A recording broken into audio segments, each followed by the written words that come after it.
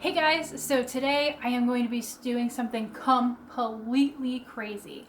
So during the end of my graduate school program and this whole COVID-19 pandemic, I was feeling really stressed out, really just nervous and anxious all the time. And I handled that by reading a ton of historical fiction books. And I'm talking by a ton, I mean 80 in 60 days.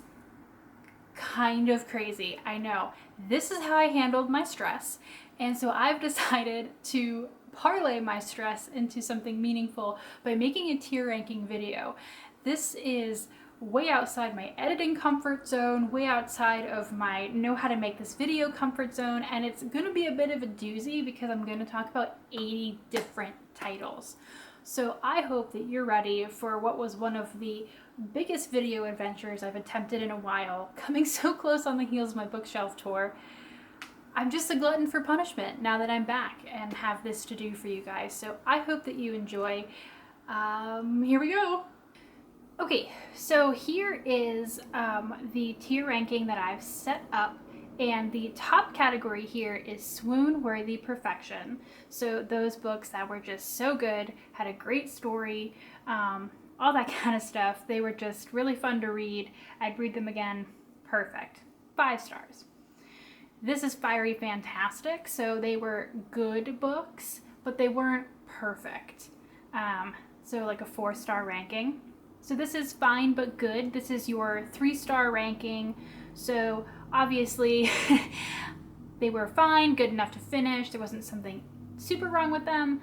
But you know, they weren't 4 or 5-star worthy. Good enough to finish. This is your equivalent of a 2-star ranking. So they weren't terrible, but you know, I kind of finished it like, well, I guess I started it, so I guess I'll finish it kind of a thing. And then not for me, this would be your 1-star or DNF kind of a thing. I don't really think there's any in this list that I didn't finish per se, but they just were not for me. Doesn't mean they might not be for you, but they definitely weren't for me.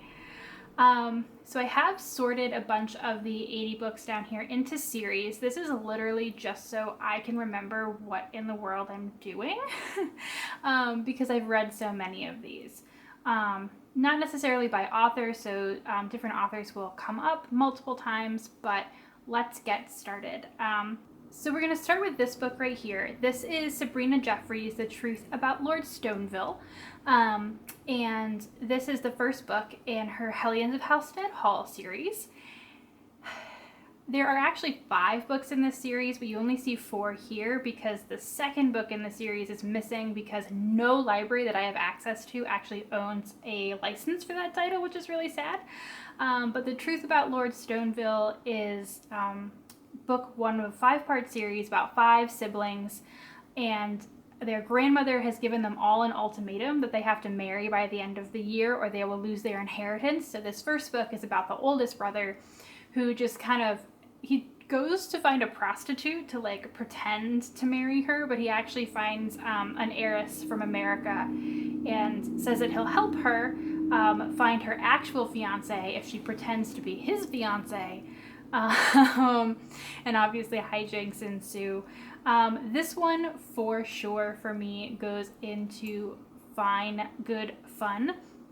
It was fine. I finished it, but I wouldn't say that, you know, the romance was like super interesting, and it definitely wasn't perfect. So we're going to start with a solid middle ranking right here. So this book right here, despite being the second book that we're going to look at, is the 3rd book in the Hellions of Halstead Hall series, and it's How to Woo a Reluctant Lady. And this was definitely one of my favorite books in this series. This is about, so the first book is about the oldest brother, the second book is about the second oldest brother, and then the 3rd book is about the oldest sister, and she is a writer of Gothic novels, and she is so convinced that finding a husband means that she's going to have to give up writing, but turns out that one of her brother's best friends has been in love with her for forever, and he has to convince her of that. I am a sucker for any book that involves a main character who is a writer or likes books or whatever, and this story was definitely more fun and interesting. So we're going to put this up in Fiery Fantastic. It wasn't perfect. It wasn't like edge of my seat, like I love this story kind of a thing. But it was fun. It was good fun.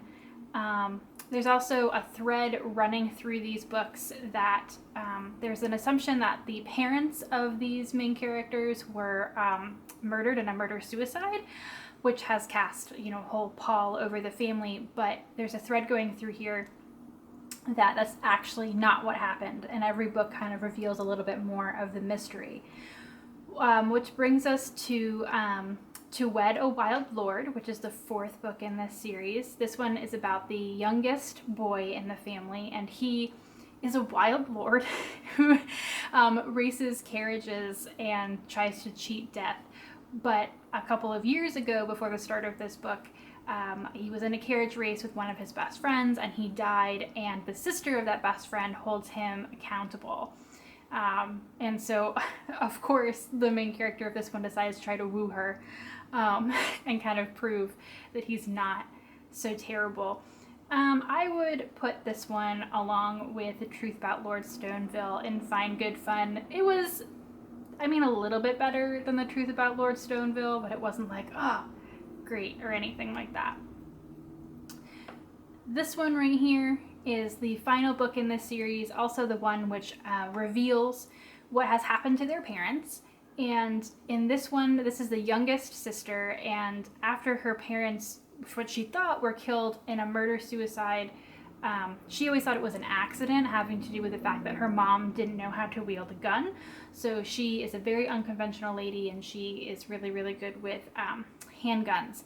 And she ends up falling for the detective who is trying to figure out who killed her parents.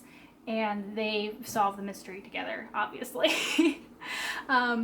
I, again, am a sucker for books about an unconventional lady, and so this one goes up here in Fiery Fantastic.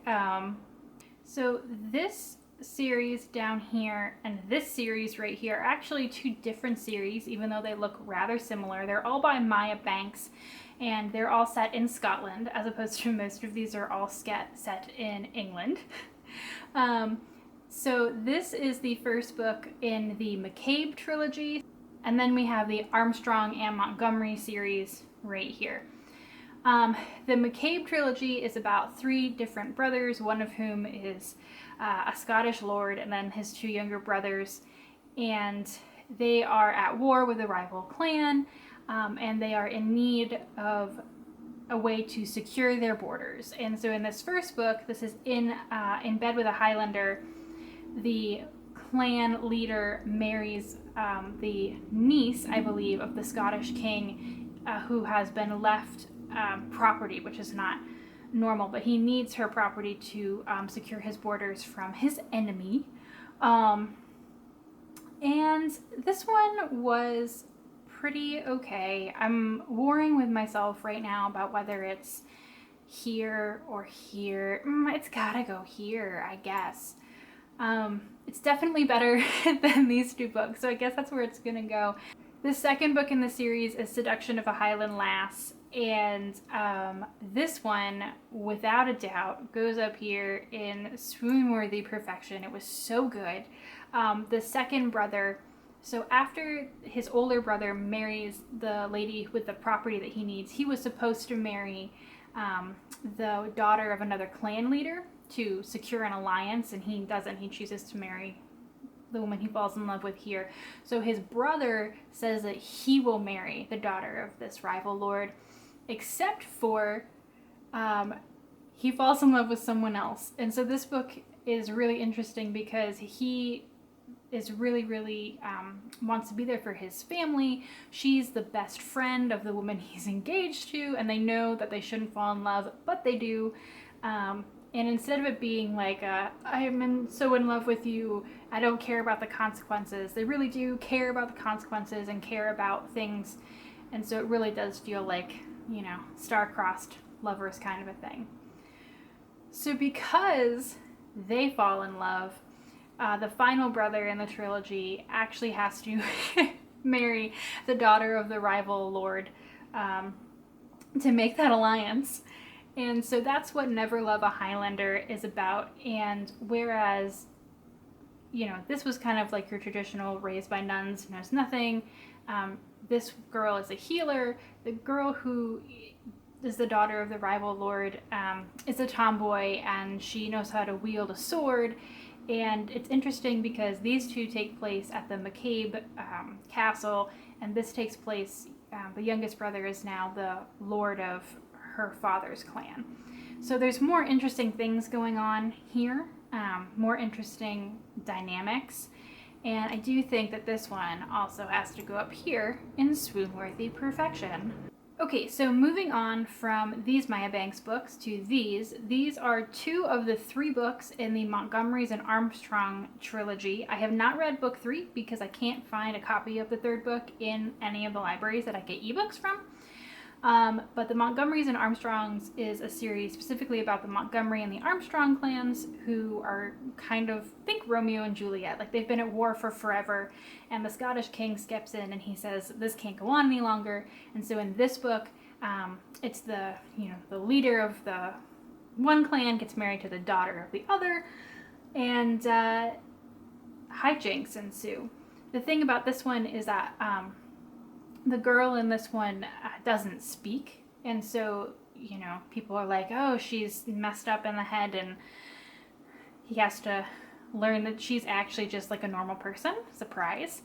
Trying to think. We're gonna put this one here, I think. I'm trying to remember even too much about it, and I actually had to refer to Goodreads to remember what it was like. So we're going to put that one here. The second book, Highlander Most Wanted, I remember for a fact is way better. This is the guy in this one, his younger brother is the male main character here. And despite it being a book in the Montgomery and Armstrong series, the girl is neither a Montgomery nor an Armstrong, but a prisoner of a person who takes the girl in this one captive, and she is freed when they free her. And she also has had a really, really sad life, and is brought back to life by the male main character. But I don't know, the relationship in this one just seemed to be more nuanced than this one. So we're going to put that one right there. The next book right here is Madeline Hunter's The Most Dangerous Duke. And literally the only thing I remember reading when I read this one was that it was good enough to finish. I know I gave it 2 stars on Goodreads. I didn't like the writing very much. The story was fine, but it just really wasn't for me. But I did finish it good enough to finish, so put it there. So this 4-book series by Sarah MacLean might be my favorite series of this whole entire adventure. I had never heard of Sarah MacLean before I started reading all of these romance books, but I have discovered that she is possibly my favorite author to come out of this. So one super awesome thing about all of Sarah MacLean's books is that they're all connected also. I didn't read them in the correct order, but I then went back around and read them. This is not the first series in her connected universe, but it's probably my favorite. And the first book is Rogue by Any Other Name. It's the first book in the Rule of Scoundrels series. And the main characters of these 4 books are all quarter owners in London's most fabulous gentleman's club and gaming den, the Fallen Angel. And so it's about, they're men who have all lost a great deal in society and, find love and redemption. But they're just so good, guys. They're so good. The first book is A Rogue by Any Other Name, and the most dangerous member of the foursome lost all of his lands, all of his money in a bet when he was really, really young. And he wants to get his ancestral home back. And it turns out that that land is then taken by the guy who is the father of his childhood crush and best friend, and his ancestral lands become part of her dowry. So he steals her away in the middle of the night and makes her marry him. And of course, they were friends when they were young. Hijinks ensue. It was really, really good. We're going to put that up here. No question. The second book is One Good Earl Deserves a Lover. The main character of this one, he's quieter and nicer. He's really good with numbers. He's the accountant for the gaming den, and he falls in love with the blue stocking or bookish sister of the female main character of this one. And it's good. I really, really like it. Without a doubt it goes here, but it's not quite as good as the first one. So this is No Good Duke Goes Unpunished, and this one had a really interesting premise.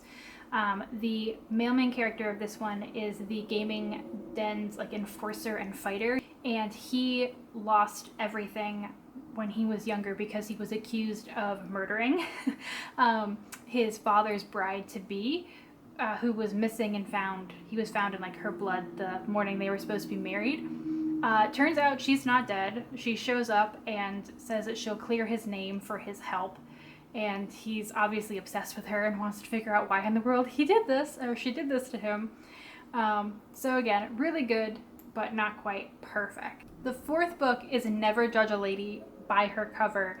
And I can't spoil too much about this one because the surprise is part of what makes it so amazing. But it's about the fourth and most mysterious founder of the Fallen Angel, and it was probably my favorite of the series. So without a doubt, it goes up here in swoon-worthy perfection because, guys. Okay, so moving on to this big long series right here. This is Tessa Dare's Spindle Cove series, and these 5 are novels, and these 3 are novellas.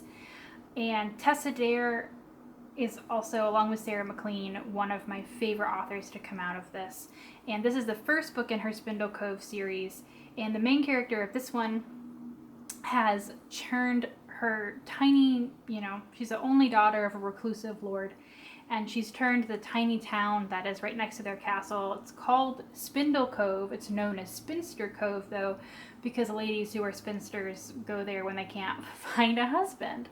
But the main character of this one is determined to make it into something for unconventional ladies. She teaches them to shoot and how to have other pastimes rather than just husband fetching.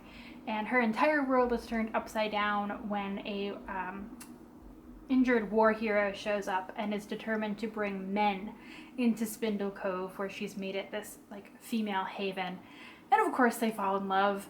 I don't know. I think this one was fine, good fun. I definitely was interested, obviously, in reading the rest of the series, but it wasn't my favorite in the series at all.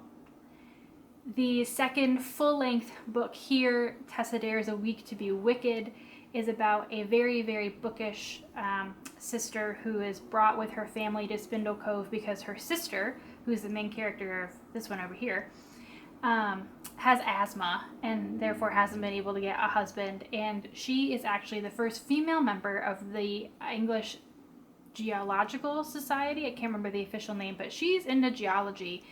And she asks the wayward cousin of the main character from A Night to Surrender if he will accompany her to Scotland so she can go to this conference. Hijinks ensue, obviously, but this one at the end, a lot of these novels, they're either married or gonna get married by the end. And this one was really interesting because it talked a lot more about them needing more time to fall in love and into marriage. And I'm also a sucker for a bookish main character, so this one was fiery fantastic. The third full-length book in the series is A Lady by Midnight. This follows the second in command in the militia that this guy starts and the town's music teacher, both of whom are orphans. They're not lords or ladies, which is also rare. At least normally one person is in these books.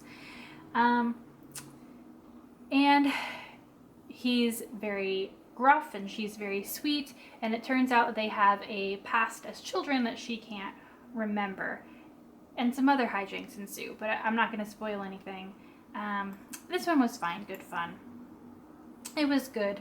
It was a little bit more outlandish than these two, but it was fun.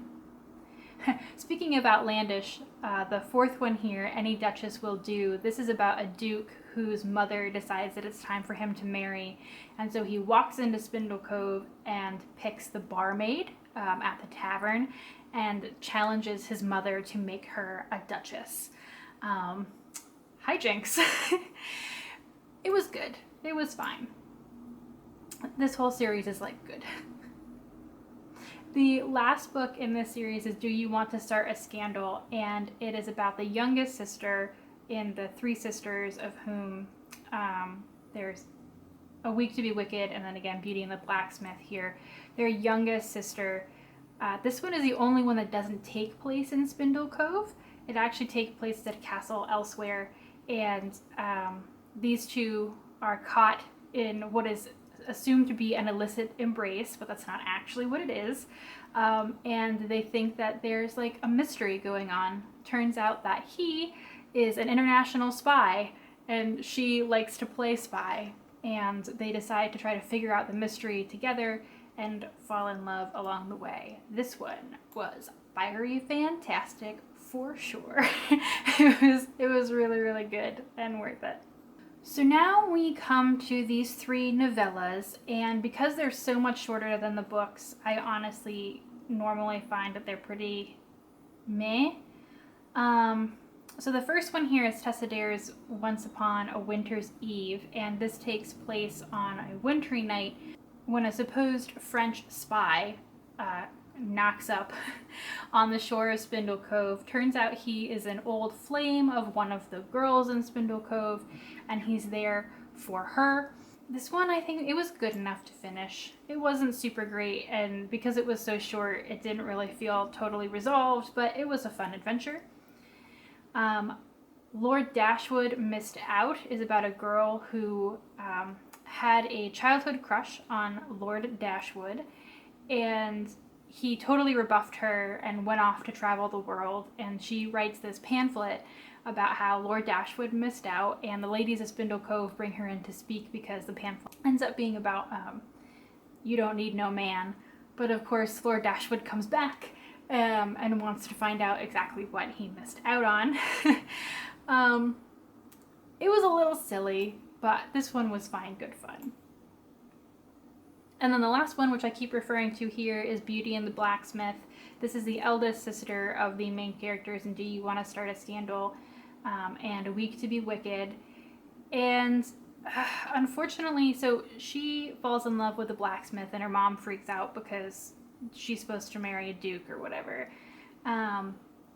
This one doesn't end up feeling really resolved. I feel like in order to really care about this one, you need to have read like most of these other books to see that relationship pseudo develop, but it doesn't really feel developed, so we're going to put that one right there. So moving along to this series, we're back to Sabrina Jeffries, and this is her Royal Brotherhood series about three illegitimate sons of an English prince. The first one is in the prince's bed, and the male main character of this one is the only one who's been recognized. The Earl, who was not his father, pretended that he was his son, and so he's titled. It's one of those books where he really, really needs an heiress, and so he tries to figure out a way to woo an heiress by lying to her, which is not my favorite conceit. Obviously they fall in love and it's fine in the end, but fine, good fun it is.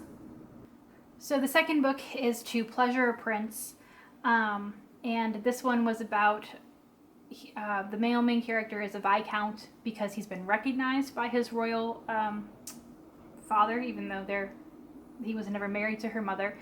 And he's known as the Dragon Viscount, and the female main character is known as a woman who basically just like cuts apart and turns down every single person that proposes marriage to her. and they butt heads and challenge each other and fall in love, etc. Again, find good fun because they end up being just like, the hate to love thing is pretty common, but this one mostly just feels like hate, like right up till the end. So don't really feel like they super fell in love. One Night with a Prince is the most interesting one. The male main character here has never been recognized, doesn't want to be, and he's kind of like a dark, mafioso kind of figure. And there's a mystery involved. This one's far more interesting, and so it goes up here in Fiery Fantastic. We've got one-off book right here, Lisa Kleypas's Then Came You. This one is about the female main character has been basically disowned by her family because she's just so out there and she flirts and rides and does everything that she's not supposed to. And the male main character is supposed to marry her younger sister, but her younger sister is kind of afraid of him because he's dark and broody. And obviously the sister comes in to try to save her and falls in love with him, etc., etc. It was good enough to finish. It wasn't super great. There's actually a second follow-up book, which I couldn't even get through the first part of it. So good enough to finish. Then we have a whole slew of books right here, which are the Cinderella Sisterhood books by Olivia Drake. And these are kind of fun. They have an element of magic to them. The idea being that there's this matron who shows up in the lives of every one of these girls and gives them glass slippers to try on, or I think blue slippers or whatever. And obviously those slippers lead them to love kind of magically. And if you can wear them, they choose you and whatever. So it's pretty silly, but they're pretty fun and interesting and varied. Because some of these books lose something when they all try to interconnect. And these books aren't interconnected except for the matron who gets the shoes back at the end of every book and then gives them to a new girl. So the first book is about a orphaned governess who comes into the employ of a war hero who's watching his nephew. He's never been married. The little boy's parents have died, and he needs to learn how to not be so stodgy again. Despite the fact that it's the first book in this series, it's actually the last one that I read, had the longest wait time, and it was fine, good fun. It wasn't anything to write home about, especially considering some of the other books in this series, but it was good. Don't let this book put you off, though, because some of these other books are actually a lot better. Speaking of books that are a lot better, we have The Stroke of Midnight here. This is the second book in the Cinderella Sisterhood series, and the female main character here had to run away when her father was accused of theft, and so she's been in hiding. But her father dies and he's murdered, and she comes back to London to try to figure it out. And she runs into the guy who accused her father of stealing this in the first place, who also they were hoping to marry, as these things do happen. And they have to work together to solve the mystery. Definitely better than If the Slipper Fits. So Abducted by a Prince is the third book, and the male main character here tries to abduct the pretty sister of a friend who owes him money and other things, but actually ends up taking the dowdy cousin instead, and they're then out on an island in the middle of nowhere. Come to find out that everything is not what it seems, and they fall in love, obviously. This one was good enough to finish. It was fine. I don't like capture conceits. It feels a little bit Stockholm Syndrome-y to me, and the ending got really outlandishly magical. So we're gonna put that one right there. So now we come to what was maybe my favorite book in this entire series, and that is Bella and the Beast. The male main character here is a reclusive duke whose father was killed on an archaeology expedition to Egypt forever ago, and she is the daughter of the archaeologist who was there with this guy's dad. And the duke thinks that her father killed him. She knows that's not what happened, but both their fathers are dead now, and she comes back into his life. I'm sorry. I love Egypt. I love archaeology. I love the conceit of this and the mystery of what happened and murder mystery, whatever. So fiery fantastic for sure. I wouldn't say like I enjoyed this series, but I do know that like none of it was swoon-worthy perfection. But that one was definitely my favorite book in this series for sure. So now we've got His Wicked Wish, and this one is about a Covent Garden actress who is, a lord shows up and says, hey, I need a wife. Will you pretend to be the worst wife ever to insult my father? And she's like, yeah, I can play that role. But of course they fall in love. It was fine. It was good. And then the last one, A Scandalous Flirt, is about a girl who was ruined in the eyes of society because she like kissed a guy once. But she comes back to help out her family, and the male main character stands up for her, falls in love with her. Good stuff. Also fine. Okay, so though these are becoming harder to see down here, this is a series by Courtney Milan, a 4-book series. The first book being The Duchess War, and I'm really trying to think here. Duchess War is one that I've read previously, but I hadn't finished the series, and I'm fighting. I don't know what to do with this one. I'm going to put it up here. That's fine. I know that it's not swoon-worthy perfection, but The Duchess War is about a duke who is not so subtly trying to rally support for workers, which is not a thing that the aristocracy does in London. And the female main character here has a really interesting backstory. It's one of the most interesting backstories I think I've seen in any of these novels. It makes the novel really complicated and interesting. I don't want to spoil it, obviously. So yeah, we're going to go with Fiery Fantastic. The second book is The Heiress Effect, and oh boy, this is so hard. I have to put it up here in Fiery Fantastic as well, because these books are all connected by family, mostly through the main characters, except for the last book.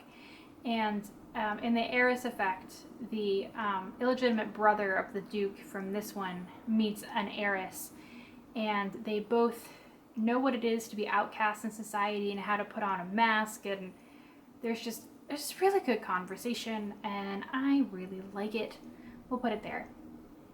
The third book, I think, has to go in Fine Good Fun. The Countess Conspiracy is the male best friend of these two guys, and their female best friend from childhood. And the guy is pretending that he's a scientist when in actuality he's presenting the work of the female main character, and he doesn't want to do it anymore, and it's about, society not wanting to hear about women in science, and it's good, but we're going to put it in Fine Good Fun, I think.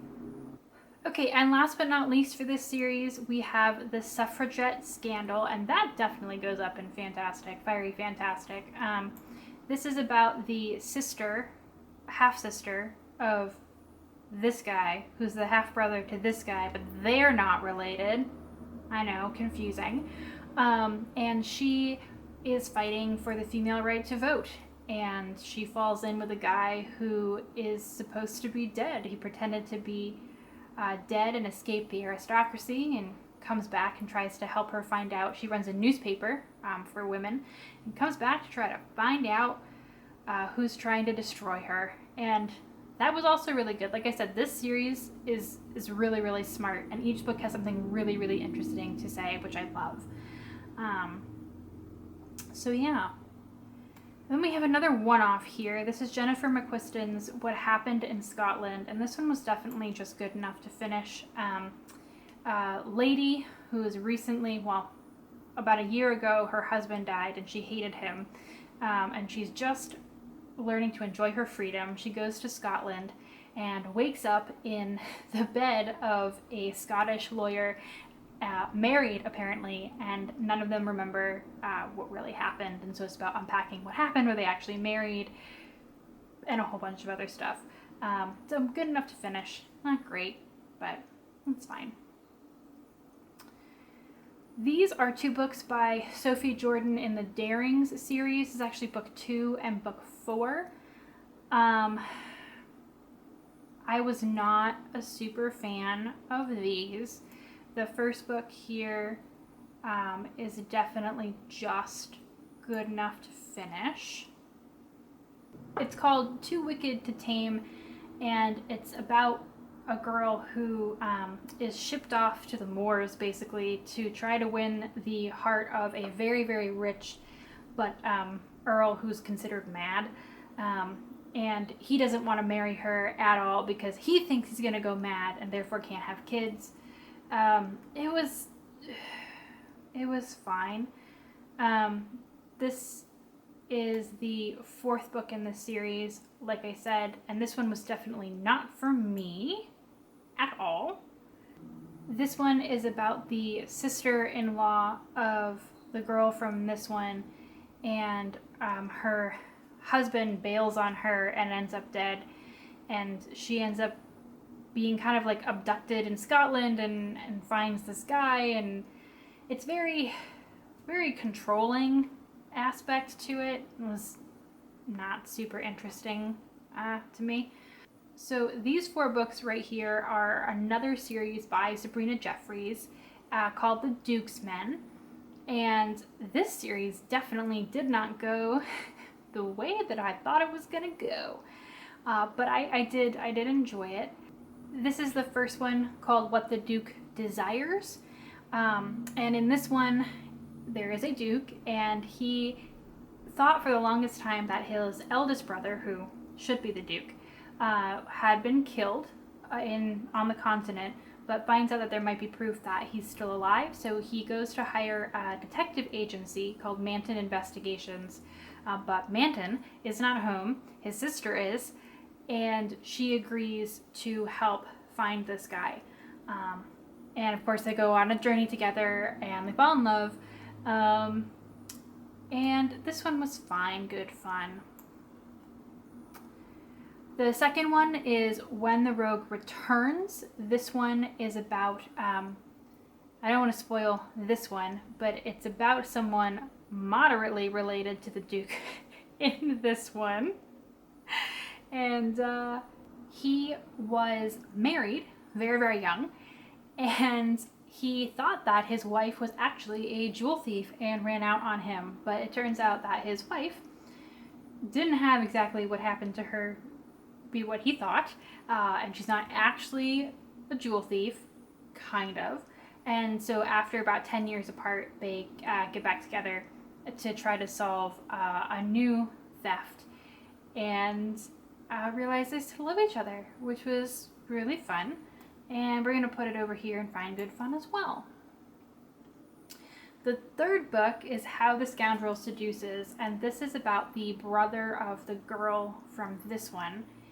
And he's kind of like a ne'er-do-well scoundrel, and a lady hires him to find out whether or not she is actually her father's daughter, and they go on adventures together. I think I liked this one more than the other two, so let's do this. And then the last book is If the Viscount Falls. This is about the older brother of the two people in these, and I can't even tell you because that will spoil these other books. Gosh darn it. Trying not to do spoilers here, guys. But he was once in love with a woman who he had to break it off with, and he finds himself realizing that he doesn't want to stay broken off with her. And it was fine, good fun. So now we come to 2 books in the Castles Ever After series by Tessa Dare.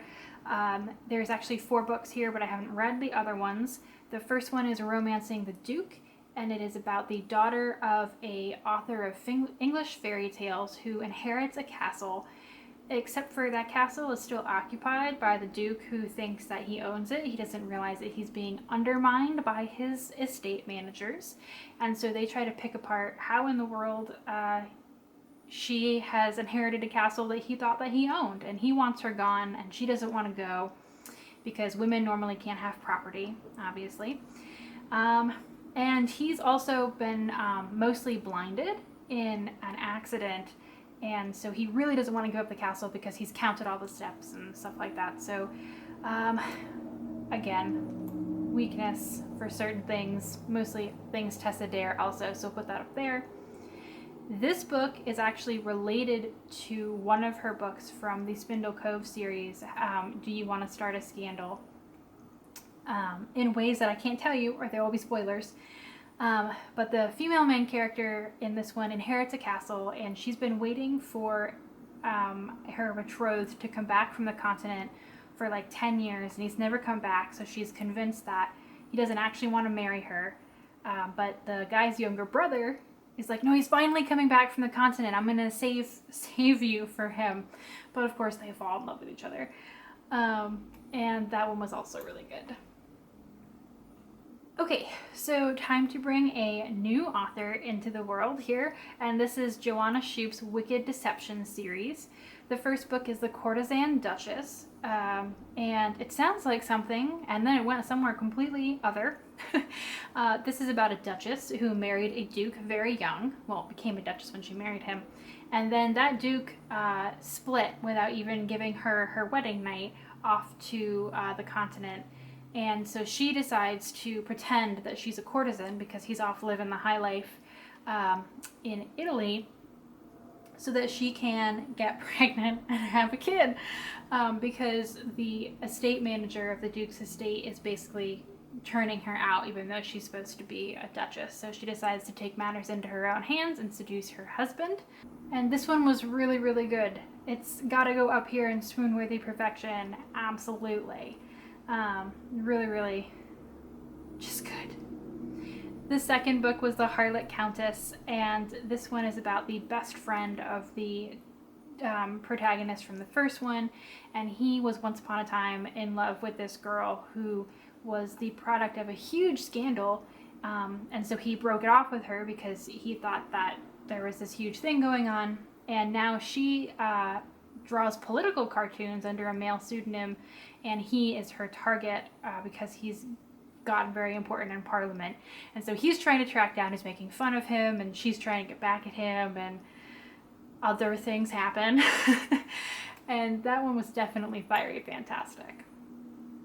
And then finally you've got Lady Hellion, so the female best friend of the girl from Harlot Countess, and the male best friend of the two dudes from the first two books.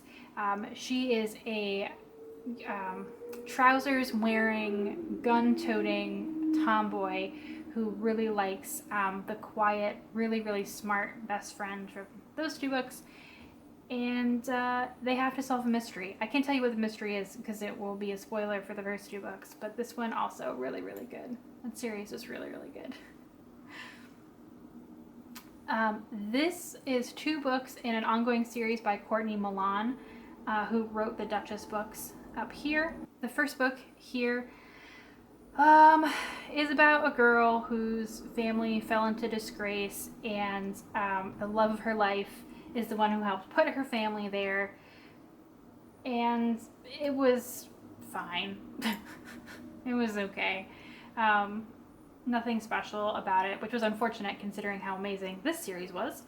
And then the follow-up book, which is about the girl from here's sister who went off on an adventure after her family fell into dire straits that was not very kind to her, and she ends up getting married at gunpoint to a guy who's undercover on a spy mission. I know, crazy. This one was also just fine. Then we've got a one-off novella from Tessa Dare called How to Catch a Wild Viscount. It was the first novella she ever had published, and it reads like it. I honestly can't even remember that much about it, but I do know it was good enough to finish. And then another one-off from Megan Frampton, Put Up Your Duke. Again, can barely remember what this one was about, so good enough to finish is what we're gonna go with. Okay, so now we're on to this 5-book series right here by Sabrina Jeffries, and it's called the Sinful Suitors series. And in this series, it centers around different men who are part of something called St. George's Club, which is literally a club that started in the first book, containing men who have wards or sisters or something who they need to help get married, and they're worried about them falling into disreputable marriages, so they have a club to like find good guys or whatever. So the first book here is The Art of Sinning. This is about an American artist who comes to Britain to try to become a different kind of artist than he's been before, and he doesn't want anything to do with marriage or women, but he meets a noble lady, and she changes his mind, obviously. This one is fine, good fun, for sure. Okay, now we have book 2, which is the study of seduction, and this is kind of where some fun connections come in. So the guy in this one is the brother of the girl who gets married in this one, but he's also a suitor of one of the girls in the last Duke's Men book, which is really cool. And he ends up getting into a marriage of convenience with the lady he's had a crush on for forever because she's trying to outrun a really, really crazy stalker. And so it's supposed to be a marriage of convenience, but obviously it becomes something more. And this one also. Fine, good fun. So in this one we have the third book, which is The Danger of Desire. And this is the male main character is the best friend of the guy over here, and a new girl is introduced, and she is trying to ferret out the truth of her brother's murder, and so she's going out dressed as a man trying to solve the murder, and this notorious rake or playboy finds out about her behavior and tries to stop her. Obviously, things happen. Book 4 is The Pleasures of Passion. And this one is the brother of the girl who gets married in The Study of Seduction, and the sister-in-law of the girl who gets married in The Dangers of Desire. And these two were planning to get married when they were really, really young, and then the main character got caught in a duel, and he had to flee to the continent. And so now he's back after the girl has been married and widowed, and there's a lot of miscommunication and re-falling in love in this one. I'm pretty sure this entire series is just gonna fall into fine, good fun. It was all just like fine. It was all just fine. Including The Secret of Flirting. This is the last book, and throughout these books there's been a character like the spy master character who's kind of helped throughout the different machinations or mysteries in the books, and he falls in love with a actress who is pretending to be a princess, but of course she's pretending to be the princess of a country who's integral to a foreign affairs plot that he's trying to bring off for the government. So does he fall in love, or does he continue to help his country? Who knows? Let's put that over here and find good fun. Okay. So we return to Sarah MacLean, and this is a trio of books that, once again, are just so good. The first book is The Rogue Not Taken, and this series of books happens a little bit after the events of the book series that I really liked, this Rules of Scoundrels series. But, so there's a character who pops up in this book, and she's the main character of A Rogue Not Taken, who shows up in the last book of the Rules of Scoundrels series.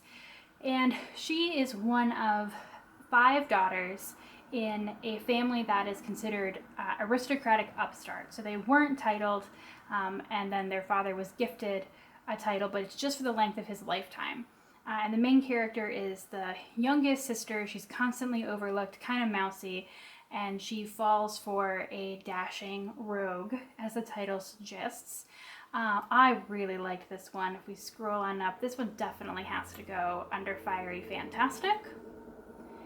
The second book in the series honestly feels like a weird interruption between the first book and the third book for reasons I'll explain. But this is A Scot in the Dark. And the main character here is the woman is a ward of a Scotsman who has suddenly become a duke, and he doesn't want to be a duke at all, but his ward, the main character here, gets in a lot of trouble. She gets herself in a scandal by posing for an indecent portrait, and so he comes home to try to deal with her and finds more than he was expecting. I would put this one under fine, good fun. And this is connected to the first book because some characters reappear and she becomes friends with the first girl's sisters, but it's like very tenuous, as opposed to Day of the Duchess, which may be one of my favorite books in this entire project. Day of the Duchess is about the oldest sister so the first book, the girl was the youngest, the last book, the girl is the oldest, and she married a duke, and they were in love, but when they got married, he felt like she had trapped her. She had trapped him into the marriage, and so they immediately just broke down, and so she left. She fled to America, and now she's come back and she's seeking a divorce, and so it's like, but they still love each other, and that definitely was swoon-worthy perfection. I can't even leave it at the end. We're gonna put that just right there. That's perfect. Such a good book. Here's another one-off Sophie Jordan, When the Duke Was Sleeping. Unfortunately for Sophie Jordan, maybe she just shouldn't have purple covers, because that one really didn't work for me. I read it almost all the way to the end. There's a shop girl who sees a duke hit by a carriage, tries to save him. The duke falls into a coma. People think that she is his bride, or his fiance, but she falls in love with his half-brother, his illegitimate brother, and the way the character of the illegitimate brother is written is just kind of squirmy to me. It just didn't work. I was not feeling the love. Another one-off, How to Tame a Beast in 7 Days by Carolyn Sparks. This is the only one here that isn't historical fiction. It's fantasy, pseudo Beauty and the Beast kind of thing. This one was good enough to finish. I was trying out something new and it didn't really work for me. So now we return to Tessa Dare, and these are 3 of the 4 books in the Quartet Girl Meets Duke series. The reason I haven't read the 4th one is because it comes out this year, so it's very new. The first one is about a scarred war hero who comes home and decides that he needs a duchess, he's a duke, and a girl, a seamstress, walks into his home, and he's like, "You'll do, let's get married." And she's like, "I'm poor, and this is crazy, but I guess so." And then they fall in love. And like anything Tessa Dare writes, we're going to put this right up here in Fiery Fantastic for sure. So the second book in this series is The Governess Game. This one, the main character has 2 young wards who are not his kids, but he needs a governess for them. And so he hires a governess who is best friends with the girl from the first book, and they fall in love. And this one is also really, really good. Fiery Fantastic it is. And last but not least, we have Wallflower Wager. And this one was really fun. The guy here, he's not actually a duke. He's just so rich that people call him a duke because he has that much money. And the girl, as it says, is a wallflower, and she just likes to raise a ton of animals and is a vegetarian. And she's very quiet where he's very brash, that kind of thing.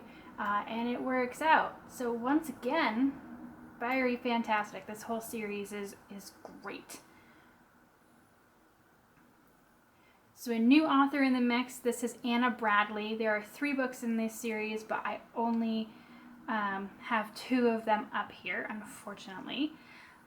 This is more or less a Marchioness, and it is about a girl who is trying to do everything proper and right, and so she gets herself engaged to the person she's supposed to be engaged with, and then realizes that he doesn't really love her, and she says, wait, this isn't worth it, so she breaks off the engagement. But of course when she does that, the guy that she was going to marry realizes that he actually likes her, and hijinks ensue. This one goes in fiery fantastic for sure. This is the follow-up. So the girl from the first book, this is her younger sister. There's three sisters, which are the three books, and this is more or less a countess. And in this book, the middle sibling here, she's very bookish. She's a blue stocking, and she's trying to write a book about London. And an earl from God knows where comes back from the continent, mistakes her for her much quieter, much more conventional sister, and they fall in love. But of course, she has to keep pretending to be her sister, which is awkward. Man, is this one? Oh, I don't... Fine, good, fun, I guess. If I have to think about it, I guess that's where that should go. Okay. So one last time, a return of Sarah McLean. This is her most latest series. This book, the last book in the series, actually isn't out yet. It's called the Bare Knuckle, word I can't say on YouTube for fear of censor series. The first book is actually this one. It's The Wicked and the Wallflower, and these three books center on three siblings who run a smuggling operation in Covent Garden, also connected to the Fallen Angel books, The Rule of Scoundrels, and the Scandal books earlier. And the main girl character in this one is actually featured in Day of the Duchess, and now she finds her devilish rogue. The guy main character's first name is actually Devil.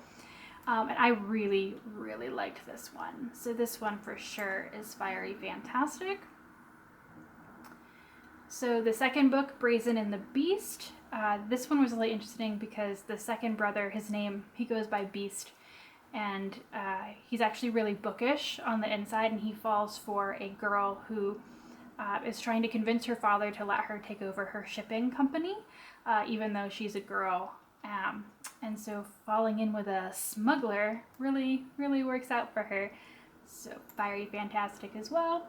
And then in the last book, the guys of the first two books have a sister who is very, very much like one of the main characters in Rule of Scoundrels.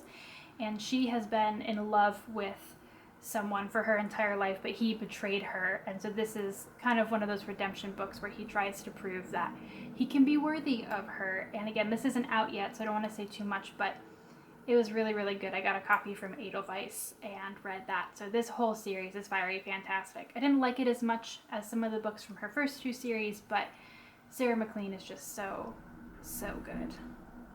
So this book by here is one book by Elizabeth Hoyt called Not the Duke's Darling. It's the first book in a new series she's writing called the Grey Court series. And the main character of this one, it sounded originally very similar to some of the others where, her family was destroyed and, brought down by scandal, and the guy that she was in love with is the person responsible for it, which it is, but it also involves like secret societies and spy work and some really interesting stuff. So I am interested to read the second one because it had some layers of stuff that was really interesting. But I'm going to put it in Fine Good Fun for right now. See how the series progresses, see what I think. Returning to Tessa Dare, we have the Wanton Dairy Maid trilogy, which sounds bizarre, but it just connects to a book, which is one of the reasons these stories are connected. And the first book is Goddess of the Hunt, and the girl in this one is trying to make the love of her life, who she's been in love with since she was very small, realize that she's a grown woman now and worthy of marriage, even though he's engaged to somebody else. And she chooses her brother and the guy she's in love with, mutual best friend, try to make this other guy jealous. And obviously things do not go the way that she plans. I will say that for Tessa Dare, I was kind of really sad about this one. I'm going to put it under good enough to finish just because the end of it just made me a little bit squirmy. I don't know. It just didn't really do it for me.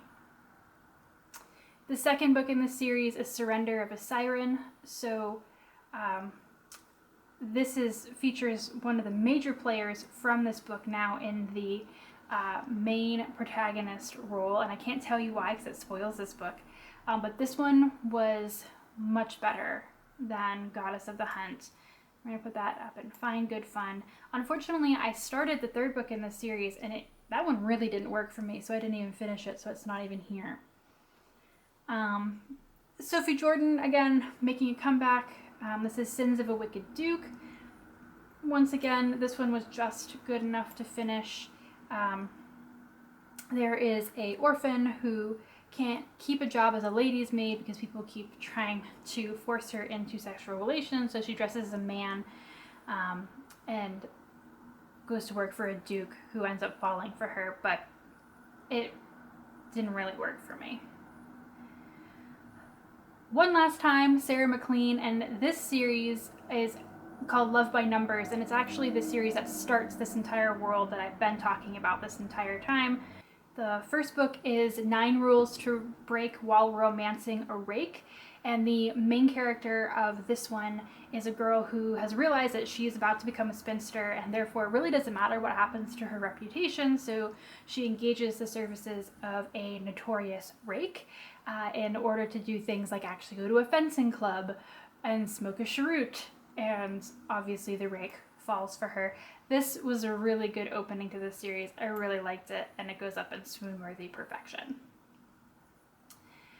So this is the second book, 10 Ways to be Adored When Landing a Lord. And the dude from Romancing a Rake has a twin brother, and he is an antiquities dealer, and he finds this manor house in the middle of nowhere that has a great collection of Roman marble busts that he goes out to appraise. Come to find out that the female main character is actually running like a home for girls very secretly, like orphaned girls or whatever. And this is really where the book connects to the Rules of Scoundrel series, although very, very early on there. This one was just fine, good fun, I think. Yeah. That's good. So the last book in this series is 11 Scandals to Start to Win a Duke's Heart. And the events in this book directly precipitate the beginning of the Rule of Scoundrels series, which is really cool. But the twins from the previous 2 books have a illegitimate half-sister who is the main female character in this one, and the male main character is her the 2 dudes' best friend. And she is Italian, half Italian, and she doesn't know how English court works, and she's constantly making a mess of everything, and the male main character is a straight-laced duke who doesn't want anything to do with her. So it was good. This one was just fine, good fun, though, I think, for sure. And for the final series, this is the Stud Club trilogy by Tessa Dare. The Stud Club referring to horses. The 3 main characters are members of an elite racehorse group around the most winningest stallion of all time. They have abilities to stud horses with him.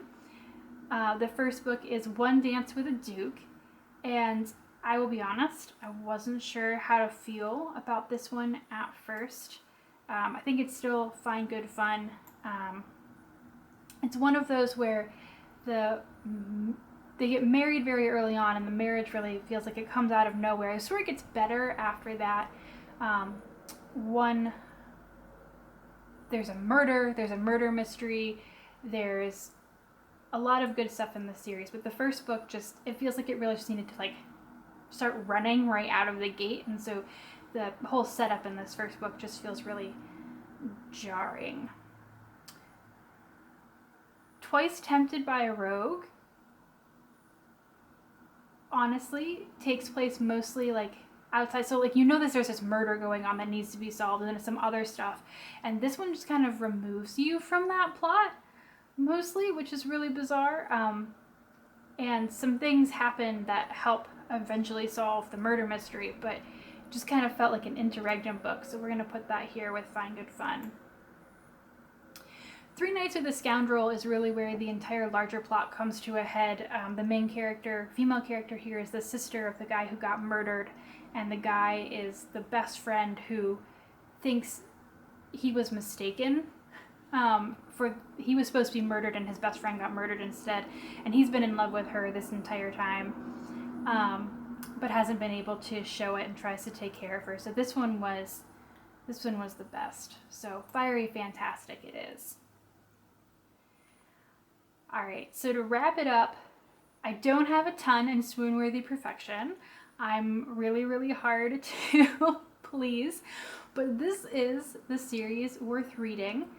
Got quite a few in Fiery Fantastic, quite a few in Fine Good Fun, and just a few. I guess Sophie Jordan just isn't the romance author for me.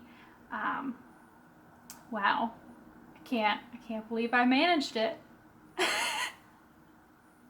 Going over that list was insane. I have almost never read historical fiction romance books like this before, and so to read this many so fast, it was just kind of crazy. I've slowed down now. I'm partially back at work, so, you know, hopefully this crazy obsessive period has passed, but I hope that you enjoyed the video that resulted.